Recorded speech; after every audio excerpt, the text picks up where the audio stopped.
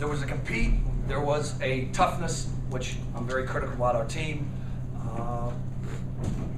But the first 4 minutes of the second half and the first 5 minutes, as far as kind of following the formula and following the game plan, didn't exactly execute that. Too many Corey Stokes. Again, I thought the first half we did a tremendous job limiting his touches, not giving him any open threes. Started with just a poorly defended out of bounds plays, and it just kind of floodgates open from there. But it's different. This team, just see it in their eyes, they were looking for something bad to happen for them in the first 4 minutes. And they have to get used to competing. They have to get used to winning, playing winning basketball by possession. It's just, that's something we'll have to figure out. That's a belief. That's just a more of a mental toughness, I guess. And that 11-0 run, whatever it was, just absolutely doomed us. Mike, Dane had a terrific first half, and they quieted him in the second half. Was it something they did, or did Dane take himself out, or how did you see that?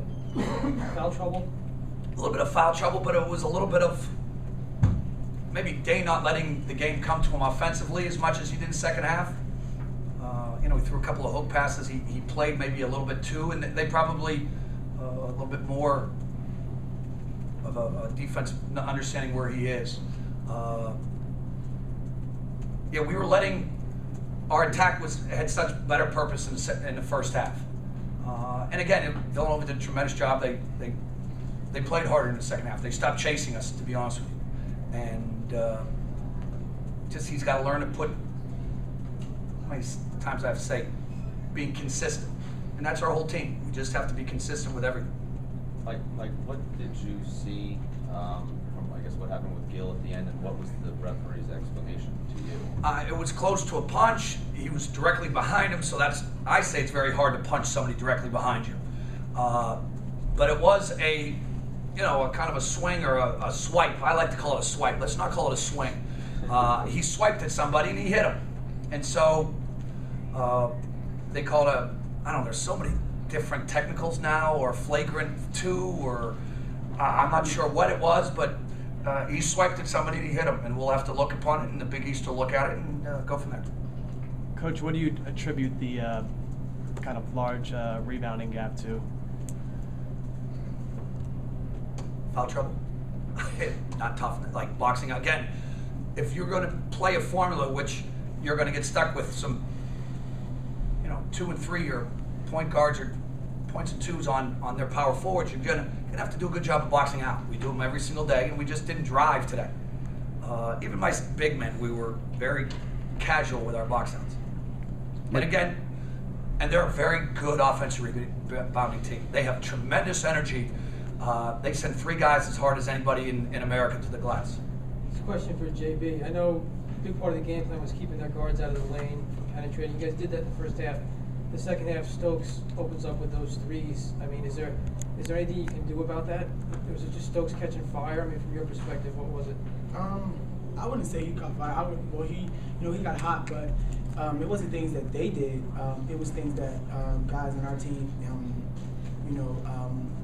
maybe got out of our formula. We, did some things that we shouldn't have done to lead to guys having to help other guys, and he got open for some threes, and like Coach said, you can't zone out, you can't black out, and a couple times guys guarding him blacked out, and he got open touches, and that just can't happen with somebody that shoots the ball as well as he does, because any good look, he's not missing it. So yeah, definitely, like I said, we beat ourselves again with letting somebody like him get open looks. You just can't do that. JB, how tough was it, especially late in the second half, when the fouls started to pile up on guys? There were some guys already, on the bench with injuries. Mm-hmm. How tough was it to still stay aggressive but not get fouls, and then, sort of keep the, onus on Villanova? Honestly, I hate, especially on the ball defense, sitting back and can't be as aggressive as I want to be. But I got to learn. It was hard for me to sit back and not be able to, at least jab or kind of mess with him with the ball a little bit, because I had some tic-tac fouls But it was definitely tough for me anyway to sit back, you know, and just let him just direct their offense. Because I know usually with us, we want to get up and pressure, but with me and those quick fouls I picked up early, you know, I had to sit back and kind of, you know, contain and keep them in front of me. But yeah, it was tough. Mike, where was this game on the toughness meter for you from your team? I know you keep a close eye on that. There was a compete. Definitely, they competed. There was a part of the formula. There was, yeah, in the first half, if we rebounded, we're up 10 to 12 points in the first half. If we could just finish the possession. So, again, they laid down in North Carolina, and there was no, whether it was the competition, whether it was the overall at Madison Square Garden, national TV, they didn't lay down tonight, and so there's a positive. It's just we got in our own way, and I think, like you said, it was a breakdown every time. Now it takes a great player to make the shot, right, and a good offense and a good point guard, but it always seemed to be, you know, doing something that they shouldn't have done, and we'll get better at it. I know coaches kind of hate the moral victory tag. Is there any moral victory? No, not at all. It's a loss.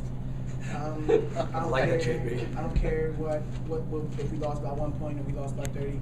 There's no more victories because at the end of the day it's a loss. So you can't say, oh, they're number 8 and we're whoever. It's at the end of the day it's a loss. And if anybody thinks that, you know, we're okay with losing or we're okay with, you know, playing Villanova close and being up on them at halftime by 4, that's crazy because at the end of the day, what do you get with a loss?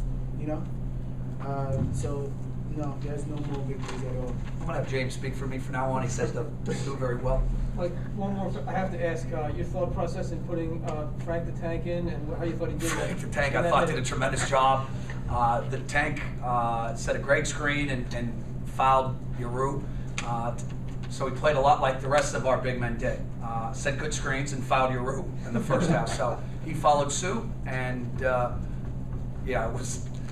I actually snickered. I said, I'm gonna put Frank in right now. So again, we'll be at full strength. Hopefully Marquette game, and hopefully Austin's just a. You know, I gotta ask the training staff what's going on with that, but hopefully we'll be full strength. Is that a knee? Is that his knee or leg? I couldn't really tell. Yes, I think it was. No, I don't know the medical term. Lower yes. extremity. Lower extremity. Yes. Thank you, gentlemen.